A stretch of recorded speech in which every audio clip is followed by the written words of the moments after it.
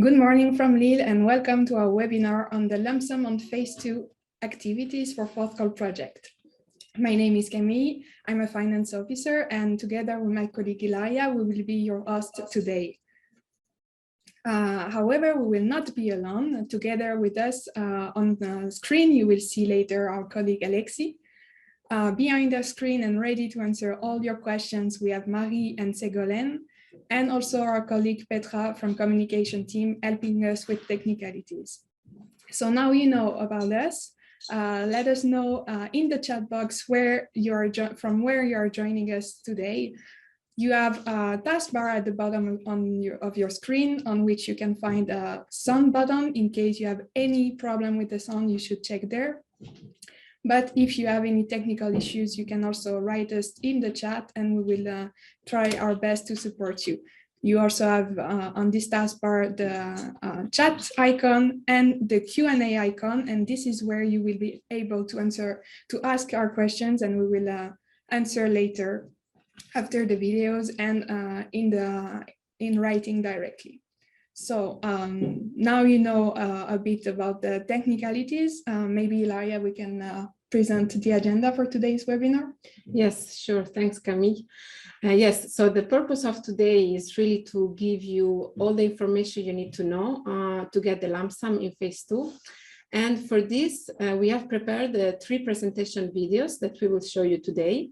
And after each video, we will also have a question and answer session.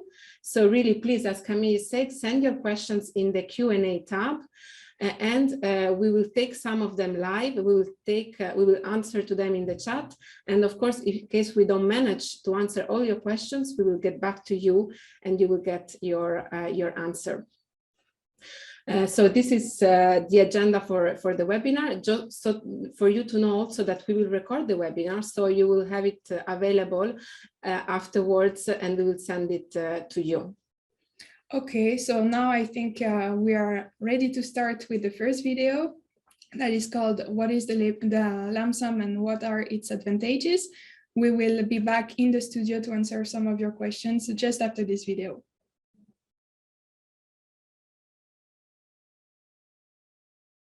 In this video, we will tell you more about what the lump sum is, what it's covered by the lump sum, how it is calculated, and how it will simplify the reporting. The lump sum is a fixed amount that is granted to you as a project once you have completed the activities and the outputs of phase 2. The amount of the lump sum is fixed for each project and depends on the number of policy instruments your project addresses. The amount of the lump sum is fixed at 17,000 euros per policy instrument addressed. This means that, for example, if your project is addressing 5 policy instruments, it will get a lump sum of 85,000 euros. All expenditure linked to the activities of phase 2 is already covered by the lump sum. In the application form, the lump sum appears automatically in the lead partner budget. In the last progress report, the lump sum will appear automatically as lead partner expenditure. After the approval of your last progress report, if all the activities and the outputs are completed, the program will pay to the lead partner the ERDF share of the lump sum. Even if the lump sum is paid to the lead partner, you should share it with your partners according to the involvement they had in the activities of phase 2.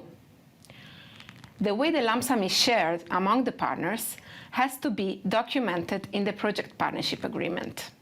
For the last progress report of your project, so the one with the lump sum, there won't be any first-level control carried out on each of the partners' expenditure. The first-level control this time will be carried out by us, by the joint secretariat, on your joint progress report. We hope this will make the reporting much easier and quicker for you. In addition, another advantage of the lump sum is that there will be less risk of audit errors. You will also have more time to dedicate on the actual project activities because you will need less time on the reporting. And this is very important for you, fourth call projects, because phase 2 for you lasts only 1 year. Another very important advantage is that you will not need to collect all the invoices, all the payment proofs to document and to prove the reality of the cost you incurred in phase 2.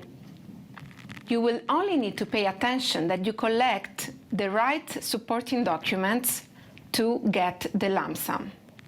How to make sure you have all you need to have the lump sum, and so you collect all the right supporting documents to prove that you have completed the activities and the outputs.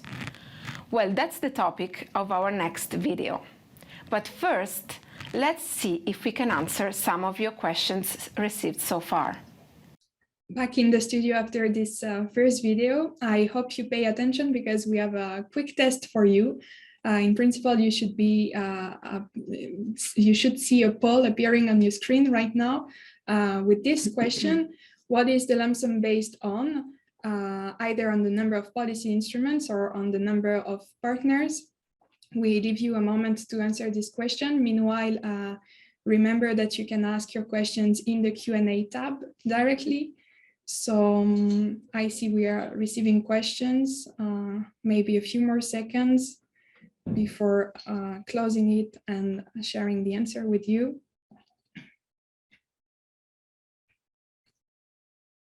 Okay, I think we can close the poll now. So of course, the lump sum is based on the number of policy instruments addressed by the project.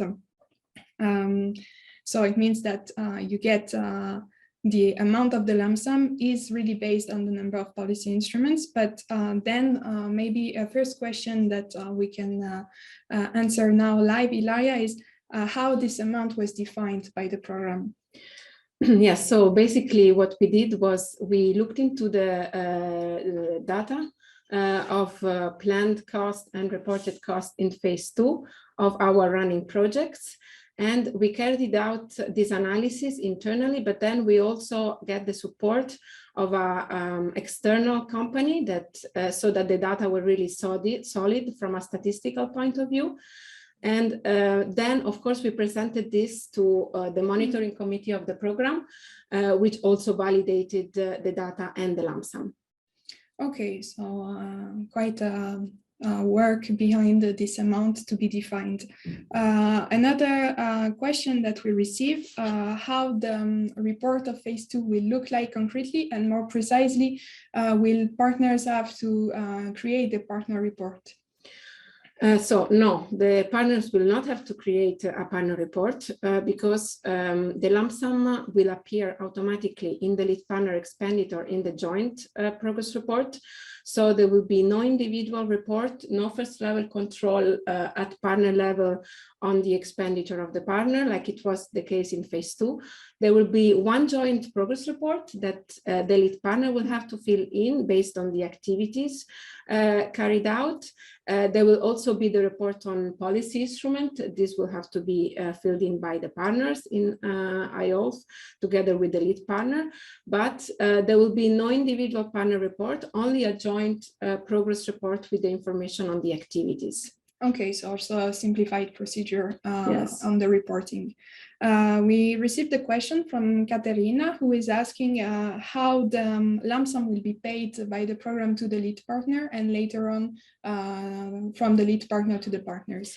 Yes, so the program will, the certifying authority of the program will pay the ERDF share of the lump sum to the lead partner after the final progress report is approved.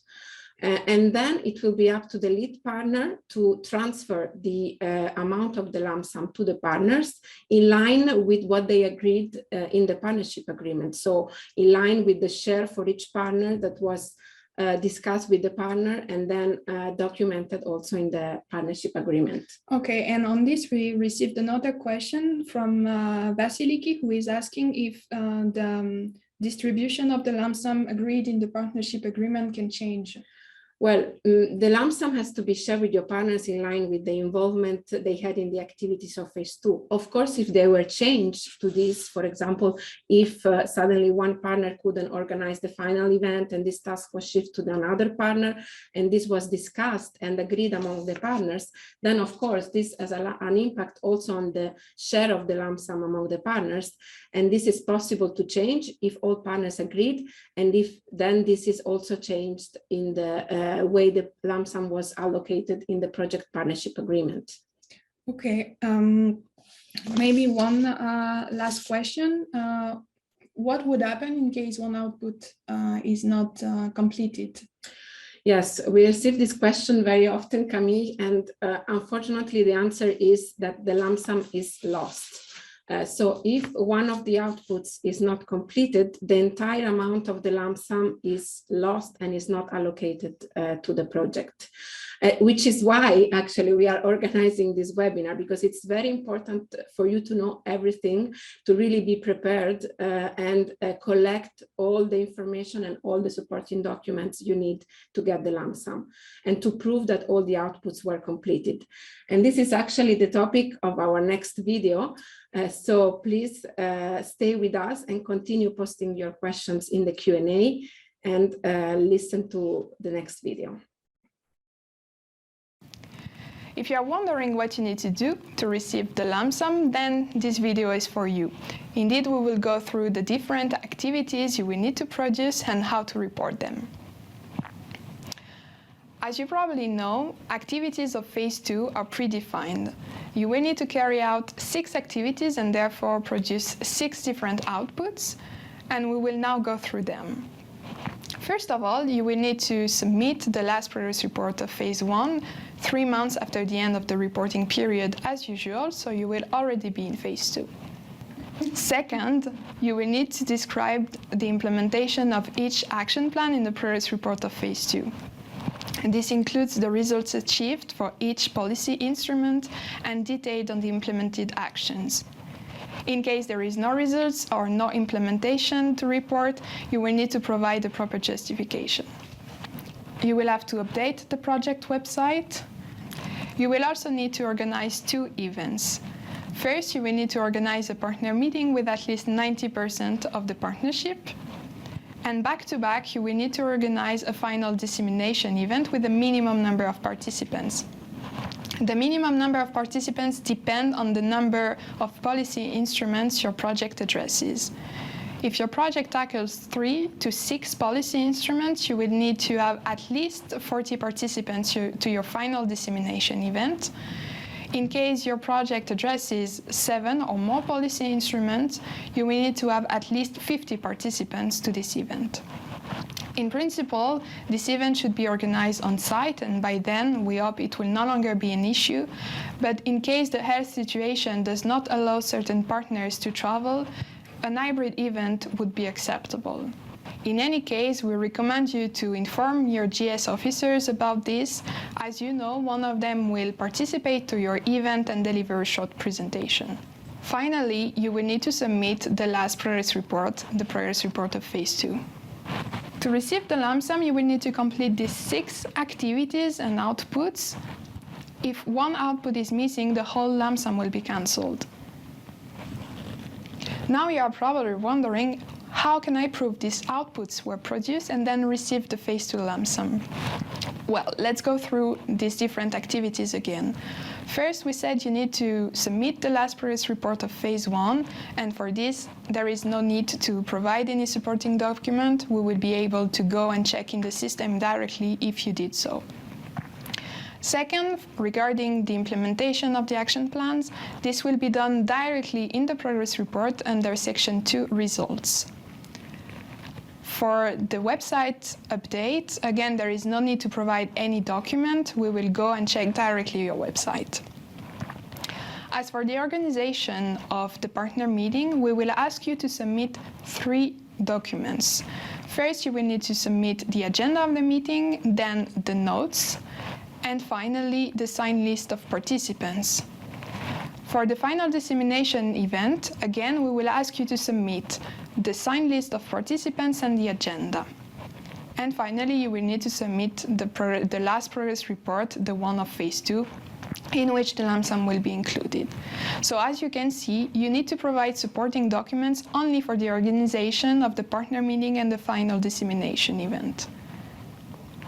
You will be able to do so directly in the IOLF system. As we mentioned in the previous video, there will be no first-level control check on each partner expenditure for the last progress report, the progress report of phase 2. Then it means that there will be no individual partner report, but only the joint progress report filled directly by the lead partner. As usual, 2 GS officers will check your progress report. Okay, we are back live, and now another little check if you got all our key points from the second videos. And can the final dissemination event be fully online, yes or no? So tell us what you think after watching the second video, if it can be only an online event. I will give you some time to think about it and reply. I see we are receiving many replies. Let's wait a little longer. Okay, then yes, maybe we can close the poll. Okay, I see some of you replied yes, but the majority replies no. And indeed, no, it's not possible for the final event of phase 2 to be fully online. Before we mentioned what analysis we carried out to establish the lump sum, and one of the elements of this analysis was that the final event should be a physical event. So it's not possible that it's fully online. Of course, we know the pandemic has been having a huge impact also on your project activities. But we do hope the situation will be finally improved by when you will have to organize the final event. And also it's going to be possible to have a hybrid event, which will be something that will also allow you to maximize the participation. It will allow maybe partners or stakeholders that have still issues to travel to join. So we really have to stress that it will have to be a physical event, but it can be combined with an online event in an hybrid format. Which makes me realize, Camille, that we also received a question about a more specific question on the supporting documents. So how to prove the number of participants in case for the final event, either physical participants, or if you combine it with an online event, so in a hybrid event, also the online participants. So Camille, what can you tell us about this? Okay, that's an important question. And for the physical part of the event, for participants attending on site the event, it's easy. The supporting document to prove the number of participants should be the signed list of participants. Then when it comes to the online part, to count the number of participants online, you also need to prove, of course, the participation of these persons online. And for this, you need to submit an extract of the attendance report from the online event. Now, most of the online conference tools offer this possibility to extract the attendance report after the end of the event. So this is something that should be taken into consideration in case you plan to organize a hybrid event. And also something you need to check with your IT department to make sure that you have the possibility to download this attendance report. Camille, and I see we just received a question from Pietro, which is linked to this. Does the minimum number of participants to the final event count also those joining virtually? Yes. Just Camille explained how you can prove also the participation of the online participants, which also count for the overall number of participants. Of course, yeah. Then we have another question from Santa. Hello. What happens, so will the lump sum amount not be different from the actual amount? I think this is maybe a question referring to the fact that the actual costs you might incur in phase 2 might be different from the cost from the lump sum amount. What can you tell us about this, Camille? Activities of phase 2 are covered by the lump sum. So if the activities are produced, you get the lump sum. And in any case, we will ask you to prove that the activities took place, but we will not ask you any proof of cost incurred. So this is not an issue. Thanks, Camille. We also have another question on the deadline of the phase 2 report. So the last report, by when do the lead partner have to submit this report? Okay, so here it's important to make the difference between the last report of phase 1 and the last report of phase 2. The last report of phase 2, the very last one of the project and the one in which the lump sum will be included should be submitted by the end date of the project. So you don't have the usual additional 3 months as it is the case in phase 1. Thanks, Camille. And we also have another question from Alicia. What happens if one partner can't participate in phase 2 because its action plan hasn't been approved? Okay, so the action plan is an output that should be produced in phase 1. On this, you need to submit it to the GS and it should be validated by the GS during phase 1. In case a partner cannot produce an action plan, then unfortunately this partner cannot continue in phase 2. So this means that we will need to adjust, this partner will have to withdraw, we will have to adjust the lump sum according to the new number of policy instruments addressed, and this partner cannot report cost related to phase 2, of course. Then, because we also received another question kind of related to this, it's different in case the action plan is produced as requested, but couldn't be implemented during phase 2 or does not have any results. On this, what we can say is that an action plan can fail, but this has to be justified in the section 2 results of the progress report of phase 2. Thanks, Camille. So really what we need you to do in phase 2 is to report on how the action plan implementation is going. Yeah. If it's not going well, unfortunately, then this is not putting into question the lump sum, but we need justification and explanations in the progress report about this. Yeah. So maybe just another question that we received, Camille, before the webinar in the registration form, and it was coming from Francesca. What should be the topics of the partner meeting, the one they have to do in phase 2, and is there any predefined format for this? No, there is no predefined format, and on this, it's really up to the need of the projects. But we can already maybe share a few topics that could be tackled. This partner meeting can be the opportunity to discuss some administrative issues, management issues of the project, communication of the results related to the project, the follow-up on the action plan, the involvement of the stakeholders, the progress on the policy changes. These are the kind of topics that you could tackle during this partner meeting. But of course, and as I said, this is really something that should be up to the project and tailored to the needs of the project. Yes, so basically the structure and the content of the meeting is up to you, and you can define it together with your partners. Okay, thanks a lot, Camille, for clarifying this. I see we don't have any more questions on this. We can move on to the next video. Welcome back to the studio, everybody. Now that we have seen the why and the how of the lump sum, let's talk about the impact of the lump sum on phase 1. The last report of phase 1 will be your last opportunity to report cost on a real cost basis. Because as you have seen in the previous videos, there will be no reporting on a real cost basis in phase 2 because of the lump sum. This implies mainly two things. One, all of your phase 1 activities and related costs have to be finalized and paid out by the end of phase 1 to be included in the last report.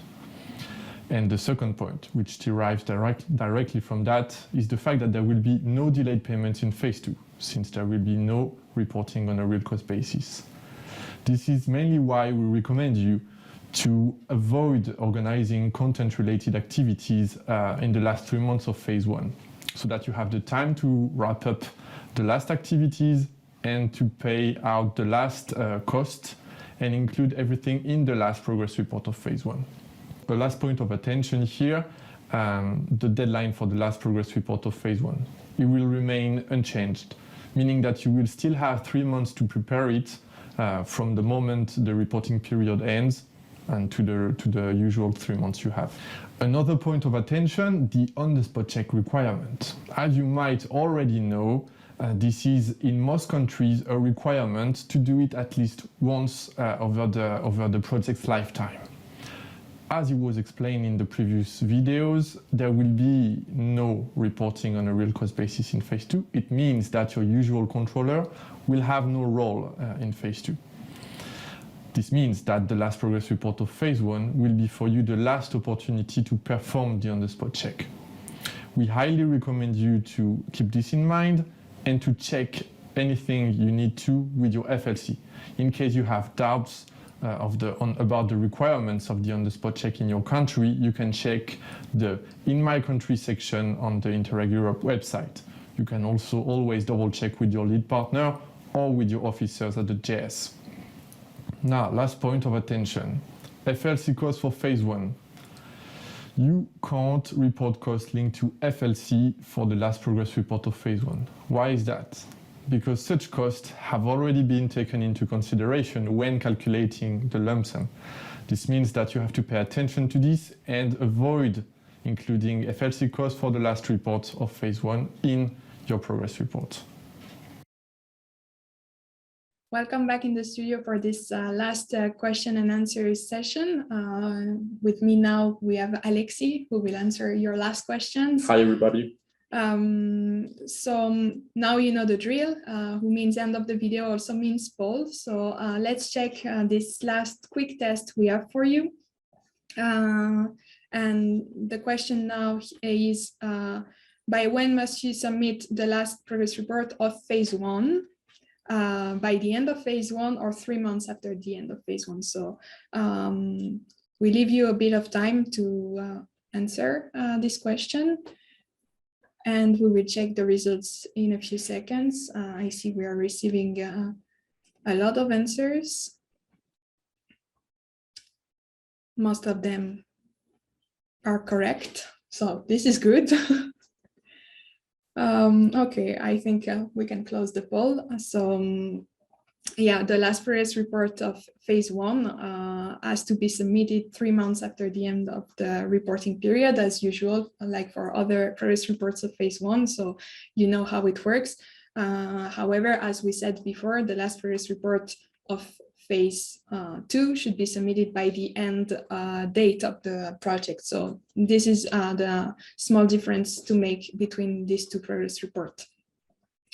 Before we take some questions related to this last video we saw, meanwhile, we also received interesting questions related to the previous topic, and I think it's nice we answer them now. So the question we received from Anna is, how will the phase 2 report look like? Will it be different? Okay, that's a very interesting question. On the activity side, it will be similar to what you have done so far and what you have seen. So the structure of the report will remain the same. However, as you will get the lump sum, the finance side will be will be simplified, as there will be no partner report to include into the joint progress report. You also have to know that the lump sum will be directly added to the lead partner expenditure. And maybe a last point of attention, the fact that you will have the opportunity to upload the supporting documents directly into the system so that we can access them and check them. Okay, another question we received, also more related to the previous video, is can the partner meeting that has to be organized during phase 2 be fully online? Because we said that the final event should be on site and possibly also hybrid, but what about the partner meeting? Okay, so the idea for you is really to organize back-to-back this last partner meeting together with the final dissemination event. So it should be also physical event. This is also in line with the information that we give you in the program manual. So the partner meeting should be held physically if possible, together at the very least with the last meeting, the final dissemination event. Okay, so back-to-back events Yes, anyway, exactly. so on site and possibly with some partners joining online Hybrid. if they can Yes. travel. Okay, maybe now we can take questions related to this last part and the impact of the lump sum on the closure of phase 1. We received a question because we said that the progress report needs to be submitted, the last progress report of phase 1 needs to be submitted 3 months after the end of the reporting period. But in case partnership is facing some delays, can they get an extension for the submission of the report? And could they also get an extension of the duration of phase 1? Okay, if you are facing delays with the FLC process, as always, you can still ask for an extension. This is not an issue if you need more time to submit the progress report. However, what I'd like to highlight here is that we wouldn't change let's say the end date of the reporting period. And I mean, all the costs still have to be paid out by the end of phase 1, the official end date of phase 1. So having an extension doesn't change that fact. It would just allow you to get more time to include reports. And related to your second question, can we have an extension of duration of phase 1? No, this will not be possible. Phase 2 being already very short, it's not possible to get an extension for phase 1. Okay, so very simple, no extension of the duration, but an extension of the deadline for the submission of the progress report possible, but this won't change the end date of the reporting period, so exactly. It won't impact the costs. Exactly. Okay, we have also another question. Can we add a partner report to the last progress report, so the progress report of phase 2, in case, for instance, they forgot when submitting the last progress report of phase 1? Good question as well. No, in principle, it's not possible because as we repeated during the webinar, the last report of phase 1 will be the last opportunity to report on a real cost basis. This is why when you reach that point, it's very important that you check with all the partners that all the costs they had previously for phase 1 have been included in a partner report certified by the FLC and then included in a joint progress report of phase 1. So pay really attention to that when you reach the end of phase 1. Okay, we have also another question related to the FLC cost, because in the video you explained that the FLC cost of the last report, phase 1, couldn't be included. But the question is, could you please clarify again the FLC cost from the last reporting period of phase 1? Do we include FLC costs in the lump sum? I think there is maybe a confusion on this. Okay, so for your last report of phase 1, as it is said in the video, they are already calculated and integrated in the lump sum because obviously the FLC activity as such is a phase 2 activity as it happens after the end of the reporting period. So we already took it into consideration when calculating the lump sum. So you cannot report FLC cost for this last report of phase 1. Related to phase 2, as your FLC will have, I mean, he or she will not play a role as they had in phase 1, as it will be the JS doing the control. There are no FLC costs to report anyway. Okay, so I think this clarified, and I saw that we were receiving anyway quite a few questions related to FLC costs. So I think now it's clear. Let me check in case we also received some questions we didn't tackle yet.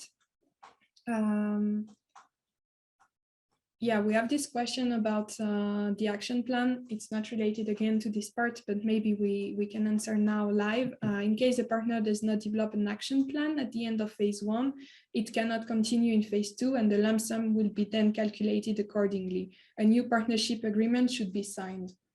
Yes, so if a partner is leaving the partnership at the end of phase 1 because they could not produce an action plan, then there will be a withdrawal through a request for change, and the lump sum will be recalculated with one less policy instrument. In that case, it changes also the amount of the lump sum and the way it will be distributed between the partners. So it's possible for you to review. I mean, you should review the partnership agreement, maybe through an addendum. It's up to you to check also the lead partner with their legal department and check how it could be done. But yes, then if the amount changes, then potentially the redistribution as well. So the partnership agreement should be reviewed. Yes. Okay, all clear. I see also a question related to the payment of the lump sum. maybe we can clarify also another time the process. So the partnership will submit the joint progress report of phase 2. Then the GS will check. There will be no FLC cost, no FLC check. We will do it directly at the GS. And then what is the process? Is it different from other progress report in terms of payment? So as you were saying, we will check it as there will be, we will be doing in a way the FLC process. We'll have rounds of clarifications if needed, if some points are unclear, as always. And then once we put the report into payment, then the lead partner will receive the ERDF share of the lump sum. And then it is up to what you have written in the partnership agreement. It will depend on this, depending on what you decided. Then the lead partner will redistribute the funds between the partners. Okay. I don't see any other questions, so I think maybe, let me check, because if the action plan changed the policy instrument instead. Okay, I see we have one last question. No, they are answered. So I think we can close the webinar. I see that my colleagues are typing answers, so you should all receive answers to your question. So we've come to an end of this webinar. We hope it was useful and you feel now more comfortable with the closure of phase 1 and the reporting of phase 2. You can now let us know what you think about this webinar. With the last poll. I promise it's the last for this webinar. So that is appearing now on screen. So don't hesitate to share your feedback with us. It's important and it helps us to build our upcoming events, and especially online events. Before closing, I would like to remind you also that this webinar was recorded. So the recording will be available on the website together with the 3 videos you saw. So in case you have any doubt or you want to rewatch them, they will be available. You can also share them with anyone who might be interested. Exactly. In case you have further questions, don't hesitate also to contact your GS officers. We will answer your questions and help you with any doubt you might have. So I see we're receiving questions on the poll, but on this, I think we can close the webinar. I would like to thank you for joining our webinar today. Take care and see you soon. Bye. See you soon.